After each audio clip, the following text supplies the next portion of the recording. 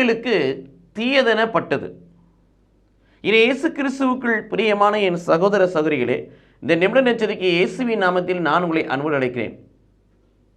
சாமுவேலுக்கு தீயதெனப்பட்டது. சாமுவேலுக்கு மக்கள் கேட்ட அந்த கோரிக்கை தீமையாயிருந்தது. மனம் வருந்தினார்.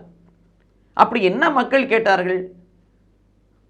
ஆண்டவர் அந்த இஸ்ராயேல் மக்களை வழிநடத்துகிறார், பாதுகாக்கிறார், பராமரிக்கிறார், போஷிக்கிறார், தாங்குகிறார், தப்புவிக்கிறார், குணப்படுத்துகிறார், யுத்தம் செய்கிறார், வழக்காடுகிறார், எல்லாவற்றையும் நன்மைக்கு எதுவாய் மாற்றி கொடுக்கிறார். பிள்ளைகள் கேட்காமலே எல்லா விதமான தேவைகளை நிறைவு செய்கிறார். ஆனாலும் அந்த மக்கள் என்ன கேட்கிறார்கள்? எங்களுக்கு நீதி வழங்க புறையினத்தில் அரசன் இருப்பது போல ஒரு அரசனை கொடும் என்று சொல்லுகிறார்கள். இது இயேசு கிறிஸ்துவுக்குள் பிரியமான என் சகோதர சகோதரிகளே, அப்போ சாமுவேலை பார்த்து ஆண்டவர் சொல்லுகிறார், இவர்கள் உன்னை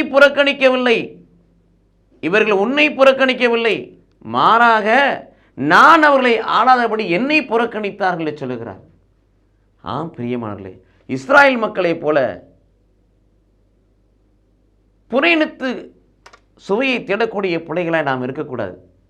நம்முடைய ஆண்டவர் நமக்கு ஆயனாய் இருக்கிறார், கடவுளாய் இருக்கிறார், அரசனாய் இருக்கிறார், தகப்பனாய் இருக்கிறார், மருத்துவராய் இருக்கிறார், ஆசிரியராய் இருக்கிறார் என்று நம்பி அவரை பின்பற்றக்கூடிய பிள்ளைகளாய் இருந்து என்னை ஆண்டவர் ஆள வேண்டும் என்று சொல்ல வேண்டும்.